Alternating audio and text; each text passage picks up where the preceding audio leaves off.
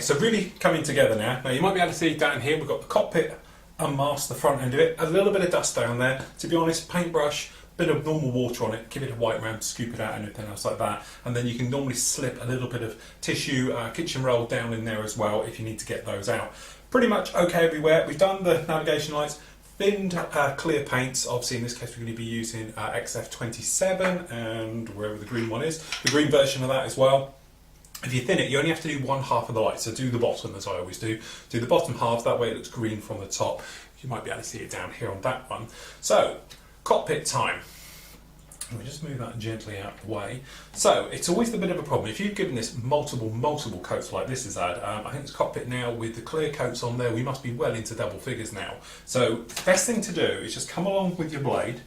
Okay, sharp blade, pop it down against the actual paper just down in here.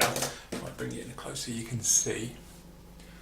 Okay, then all we want to do is gently follow the line. Now it should self-govern because it will just stay against the tape as you go round. Okay, and then all you're trying to do is break the seal, because what can happen is so many coats of paint and it just leaves, mind your fingers, it just joins it all up and it leaves a film covering both of it. Also, because down here we've got these decals which are very close to the framing and on the tape, we want to make sure we're all okay. So there we go. That's it, right the way around. Make sure we're in. So now at the moment of truth, we'll start somewhere off the back, hook it up. Okay, just be careful. If it's like this, it's best to tear it, because we don't want to be in a position where we're cracking the actual frame. So it's best to do it like that. Okay, and then gently peeling across to reveal our nice canopy done. And there we go. Admittedly, we've got bits of glue in here and dust and everything else, but we just move this out of the way. You can see that it's got that real thick, deep look to it. Okay, black on the insides like this and red on the outside. Now if we hadn't, you'd have been really translucent looking, and obviously it's something we don't want. Now we've still got to put this bar in, but we want to put it together just to see it's all okay and it fits all right and all looks okay. So we'll just sit that on top. Okay, and there it is, really looking the part. Really, really nice. And as I say, having a nice clean canopy like that really focuses the eye. As I've said before many, many times, when you're dealing with aircraft painting like we're doing here, if you get the situation where it's got a cloudy cockpit, something else like that, it's something you'll see with your eyes. Your eyes are drawn to cockpit and glassy areas. It's that magpie effect, as I call it. It's nice and shiny on cockpits, reflections, things like that. So you're always going to want to look in. Also, it's that thing of looking through the window. So you want to see what's going on inside there. So there we go. Really happy with that. So what we've actually got then, we did it a lot earlier. We sprayed that black part, which is the bird strike protector, whatever you'd call it. Okay, so that's that side off. So we sprayed this back when we were doing the cockpit, which seems a long time ago now, but now this comes off, and because we have sprayed it already, we've got the framing work is already in place. Now this will then clip up under here. Now it faces rearward and it sits in just like that. Now the thing is, when you're doing the actual look at the real aircraft, you can't see this framing. The thing with that is, it's got a sealer, quite a heavy duty sealer we must say, going right the way over. So you've got two options. To be correct, you would do it from the inside. The reason doing the inside, because it is one piece plexiglass all the way over. It's not two pieces, there is no joint, it's just one piece. Now, to do it correctly, you do the inside and mask up. Trouble with that is, two things. One, you're on the inside, so it's really hard to get a good curve in there, and secondly is that you're going to get a crimping effect and have to mask all around it. The easiest way is to do the outside. So what you could do now, very carefully, because obviously we've got decals on here, is mask this top area right the way over and then spray the tan colour in there, which is a buff colour. So it's personal choice which way you want to do it. In some ways it's probably easier to do the inside because of, you know, you've got framing in there. But if you're going to do the inside like this, we'll do it the hard way. I'm just going to grab some jammy dog tape because we need to mask the area where it actually goes, because from the inside you won't be able to see it. So we'll just place some masking tape. Okay, we're just going to walk it round. We need that back in because we can't see where we're going without it. So you could hold that in with a bit of blue tack or something just for the minute, just to hold it in place.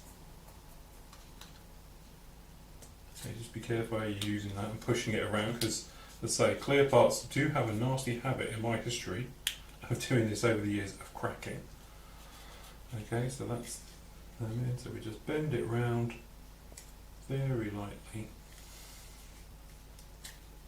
You know it doesn't go too far forward. Okay, just a bit out, so we just pull that across some more. Okay, same with the rear side. So, option, spray it like this, spray it from the inside. Do it from the inside, we're going to have to mask up on the inside. So, for this one, it's always a bit more tricky from the rear.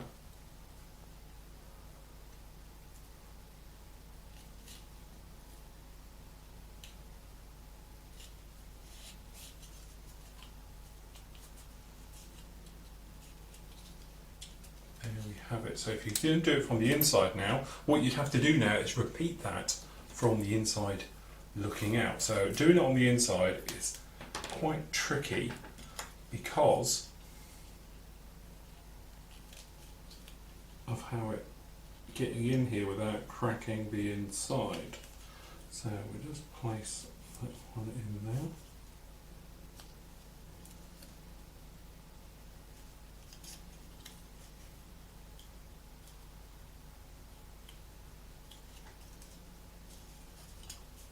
So when you look from the outside, they should be identical. So I'm going to carry on and get this masked on the inside. Okay, so after probably half an hour of fiddling, we've managed to mask the inside. You probably see it just like that. Okay, no problems at all doing it. It's just a time factor thing, massive amount of time, because actually I did it 4 times before I got it right. Easiest way I found to it, if you get the plastic part, poke this one in, put them down, and then use the edge of your brush and just push it round in a loop. That way, with a little bit of jigging around, you can do it. Now, if you're using jammy dog tape, the blue stuff, you can nudge it left and right to make sure they're all even. Anyway, so there we go, in like that, and then grabbing just something to protect the old bench. Moving the hawk well and truly out of the way. We've just got here, this is some XF60 buff. Now, this looks to me probably the closest you're going to get to this sort of colour that they have. Anyway, there we go, it's in like that. So we're going to do it very carefully. This is neat. It's a little bit wet still, even though it's neat. I've thinned this down a few times. We can put this in. Now, it's going to take a couple of coats of this and building it up. Then we can unmask it, and if we need to, we can use the same technique to push it back into place that we did on the lights on the actual hawk by scraping it away, because we're using acrylic paint. Obviously, enamel's a little bit different. You can do it when they're slightly wetter. So all we're going to do now is dry this down a little bit. Okay, give it a second coat. Now, we want it to be somewhat translucent looking. As we can see it now on the outside, it's looking pretty good like this, because that is the type of colour it's got. So we want it to look somewhat like it's on the inside of the glass, if you know what I mean. So I'm going to give this a couple of coats and drive down between coats, unmask and see what we get. Okay, so there is our clear part. All done, all finished. Now, that colour, maybe I want to go a little lighter, so perhaps we would say go for the buff. And looking over here, I'd say probably more like an XF57. I've used the 60. I'm going to say it's because it's the newer one of the red arrows of the fleet. Perhaps it hasn't bleached in as much, but that's how I get out of these things. But really, it is a little bit too dark. I'd like it to be a little bit lighter. But apart from that, probably see it went in very, very well. So what we've done, we used a little bit of airbrush cleaner on a cotton bud and cleaned out any glue marks, anything else like that on the inside, because the next thing to get in there is probably the most difficult bit, is the detonation cord. Now this is the white stuff that you see running through the actual canopy. Basically this explodes and then they go out through it. Now the thing is, to get it in there with no bubbles and everything else and no silvering is a bit of an art form itself. Luckily we're going on to clear, so it's a very nice clear and glossy part to work with, so that should minimise the silvering. But that said, they are big ones. Now you get 2 rules of thought, just doing the same as usual, gone into warm water just down there. 2 rules of thought with this. You can either say it's better to have very thin lines and go round, because that way you're going to have less silvering, or it's one piece, goes right the way down to there, keeps its shape.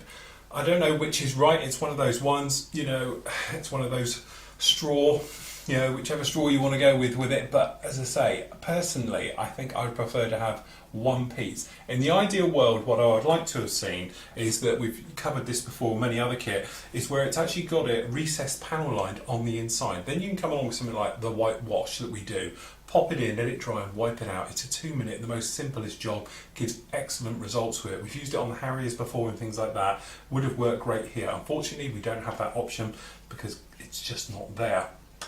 So we've got it soaking now. So actually what we're going to do is a little bit of a system that I tend to do with this. Let the decal soak, place the decal exactly where you want it on here. As soon as you're happy with it on here, what we do is get most of the air out and everything else we can. We use softeners and setteners to get it all in there. Then we dip the entire canopy into clear. That way, if it has got any silvering, they get bunged up with it, and that way we will lose anything that you can see down there. That's the plan. The reality, getting it to work, is a little bit different. So what I'm going to do, I'm going to place the decal. We might be a while yet, because for some reason this is taking a while to go off. I'll get this decal placed down in there, and then we'll come back together with softeners and setteners once it's in position, and then we're going to dip it in a hole, and then what we can do is get on with the rest of the haul ready for the final reveal. Okay, so after many hours, it seems like hours, probably not, probably about an hour of fiddling, we've actually now got all the deck cord placed into this. So as you can see, it doesn't look too bad, okay, just like that, but we have got some little marks from all this deck cord work that we've put into this. Now, we've put the white strip in there as well, so it looks like we've got that sealer in there as well as the white strip, which I think works quite well. But so the deck cord all the way around here. The only things I did find, to be honest, this front one which wraps around here is too long, so's the rear one. The ones on the side are fine, done all the bits like that, but as I said, it's just got, you might be able to see it here if you catch it in the light, you get these little milky areas. Okay, we can lose those by dipping. Now, what we've got here, bring it out just a touch, is some future. Now you want to avoid the bubbles, okay? The other little tips you want to have to hand is some towel, just down out the way. I'm just going to place it front down here. Some cocktail sticks, okay? And we're going to act like a little bridge when we put it down, okay? Because then we can come along and place it over the top. So what happens is it doesn't stick to the paper around it, and it will do. So what we're going to do is roll it literally in the actual fluid. So we've got it down just like this. So what we're going to do is just place it in and just let go of it in there like that. Coming along, making sure it's completely submerged both sides. Okay, and then what we want to do, we're going to pull to the rear, pull the rear out to the front. Okay, and we're just going to stand it over on the paper towel, bring it backwards to lean against my hand a bit, and we're knocking off all the excess all the way around. Okay, and then what we're going to do is stand it on the paper tissue just like that. And if you move the future out of the way, and what you want to do is just bring it back like this and have a look at it. Make sure you haven't got any lumps and nasty bumps, but what this will do, it will cover all of the carrier film, and because it's so thick, will hide it. Now, I'm not going to say for a moment this is going to be crystal clear and it looks perfect, because it never is. Decals just do not work on this. There is other alternatives out there. Photo etch, again, trying to attach it to clear parts, not an easy thing at all. But as I said, there is no rights and wrongs with doing this. You are basically doing the best you can actually do with it. This particular way I do find very well because it does tend to hide the actual carrier film on the edges as it puts it in. And I don't know how well the camera will come in on this because of its being a little clear ones like this, but as you can probably see, it doesn't look too bad at all. Now what you want to worry about big time now is dust particles coming along and sitting on this. The other thing for having it on these little legs is you can roll it side to side like there, because you might get build up, and that build up will set and get lumps. So if you just rock it back and forth, it should cure that problem. Now we're having ours in the open position anyway, so it's not too much problem, but really quite happy with that. Looking at it, looks clear to me. So what we want to do now is protect it by covering it up. So what you want is an empty box, something else like that, over the top of this overnight. Okay, again, give it little gaps underneath so it can just breathe and the air can get around, it'll dry quicker, and just let it naturally dry in its own time. Okay, so we're in the sort of penultimate phase of the build, really bringing it together and everything else like that. Now last we saw was the actual canopy being dipped and everything else, and this is what we've actually come up with. Now if I just bring you in a fraction, as you can see, it actually came out better than I was actually thinking. I did think we were going to have a bit of problem here with sort of fogging and, you know, being able to see the silvering of the decals come through, because as I said, we spoke about it before, I am in no way a fan of this, but that said, I'm a bit of a convert now because this actually worked very well. Now I'm not sure if it's our expert dipping or anything else, but as you can see, very little in the way to see. Now I've got more confessions to make on this build. I seem to be having more confessions. Basically, it looks like I had particles in the actual plastic tub when I put the clear into it. Because when I went to pour it away, there's bits floating in it everywhere. So unfortunately, some of those have stuck to my clear part, which is a real bit of a schoolboy error. Because, you know, using gloss, you just make sure it's all clean. Your brushes are clean, your airbrushes are clean, and everything, because it will show everything. But anyway, it has left a little bit of speckling going on in here and things like that, but can you see it? Not unless you're really going to really have a good look. It just so happens when you hold it up to the light and start peering through, you can see little spots around it, which aren't exactly brilliant, but for considering what we've gone through with this particular one, putting this decal down and everything else, I'm quite happy with the results. And we're having it in the open position, so it's not going to be one of those where you're looking through to peer into the cockpit and things like that. Now, it doesn't look like it, but to be honest, we do have a lot, and I mean very much a lot of photo etch parts going on here. We've got this rim, you can see catching it in the light on the front. We've also got them on the inside, you might be able to see just running down the inside there, and on this side has got it all as well.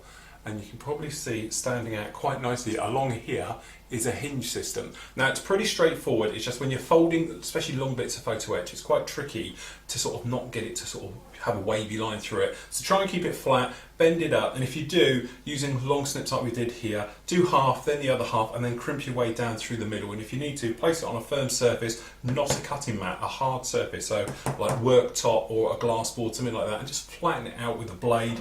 If you've got some razor blades, you can pop them along.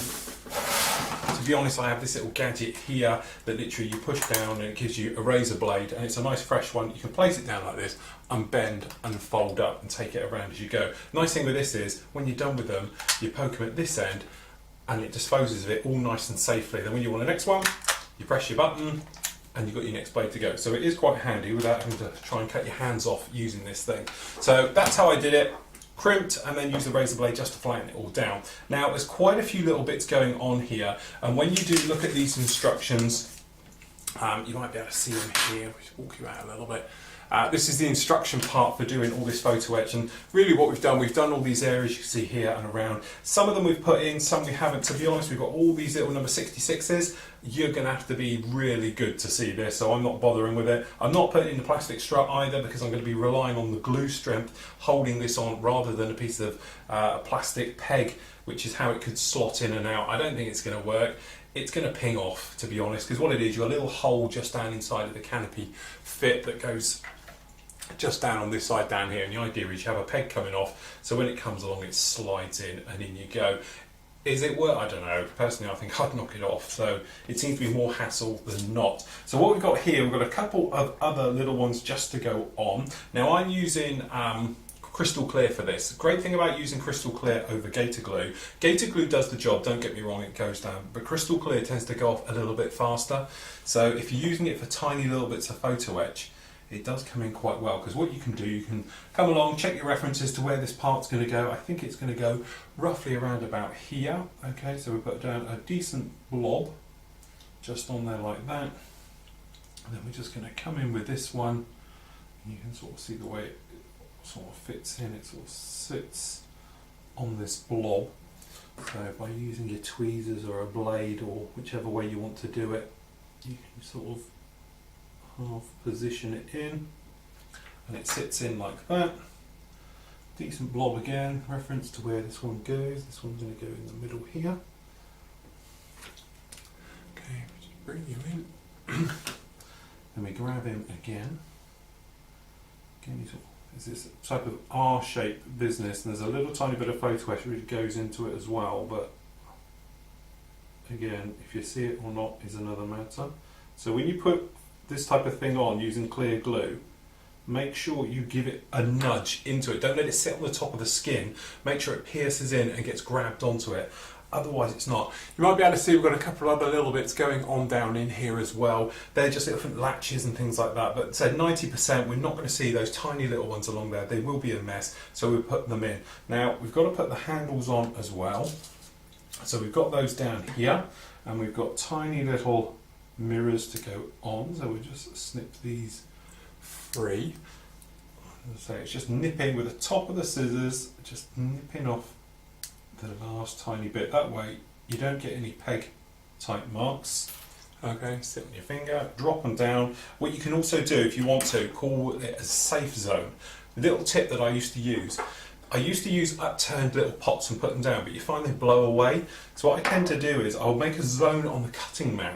To be honest with you guys, I have you here in the middle so you can see it, but when I'm not, I have it off to one side and it's a zone, and I tape it out, and that is where my photo etch parts go. They're flat, they're everywhere, but I know where they are, because all too often you put them on here, get caught in your jumper or your sleeve, something like that, you pull away, you end up losing them.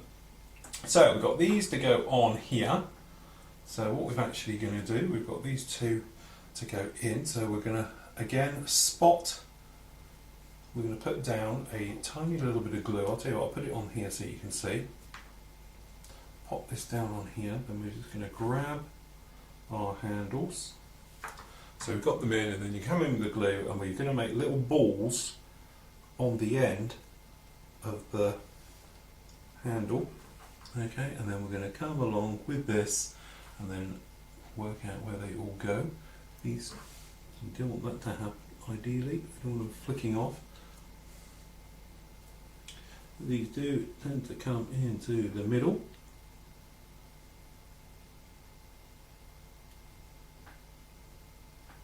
And there we go, it sits in there just on like that. And then what you can do is when it's dried a little bit, come back in and give it another bit. And what we do is just wipe off any excess just like that. But Zed, give it another bit just to make sure it sticks nicely in place. So we'll just do the same on the other side as well.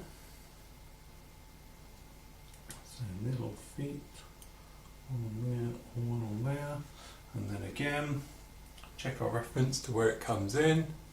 I'll put my finger in the glue here, so it's down like this, and then literally we're going to come along, and it literally just sits in just like that. So you've got both of them in there, see them catching in the light. It's these two, okay. So let them go, let them harden up and dry on there, then we can pull them in. So we're going to do exactly the same for the mirrors as well, because that's the same type of system. Okay, so you should have a bit of photo etch floating around with the two mirrors on it. Here we are. So we've got two lots of two mirrors on here, and they're just going to fit at the front and then behind the actual bulkhead just down the back here on this one. Alright, so they're just going to literally go right in there. So as I said, another couple of little bits of glue on those just to hold them firm, make sure they don't come off, get the mirrors into place, and we're ready for the final reveal.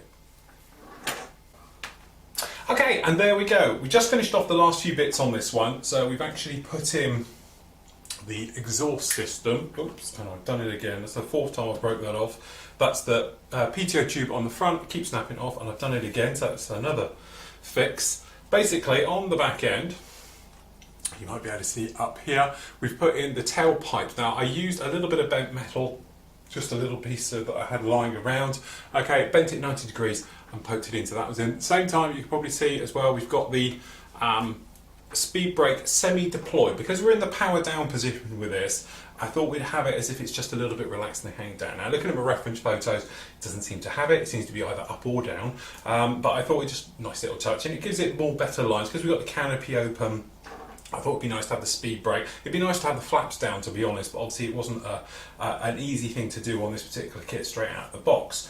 Anyway, we've finished and attached the canopy on. Now this canopy going on here is not the easiest thing in the world, as you might imagine. Now I've used a little bit, you might be able to see down here in the join here, of the actual crystal clear, this Micro Industries crystal clear, to use to put it in. But just to give it a tiny bit of grip, I put a tiny bit of super glue down in there first, or CA glue. Gives it the grip and it holds it in time. So what we basically did, we had it like this, as if you can imagine, and then come along with kind of bottle on the side just to hold the canopy and sort of counterweight it, if you know what I mean. So anyway, that one's on and fixed into place now. Quite happy with that one. Seats all tucked in properly now, pushed down firmly and everything else like that. And really it was just a case of going round. We did a little bit of weathering underneath, you might be able to see here in the wheel wells.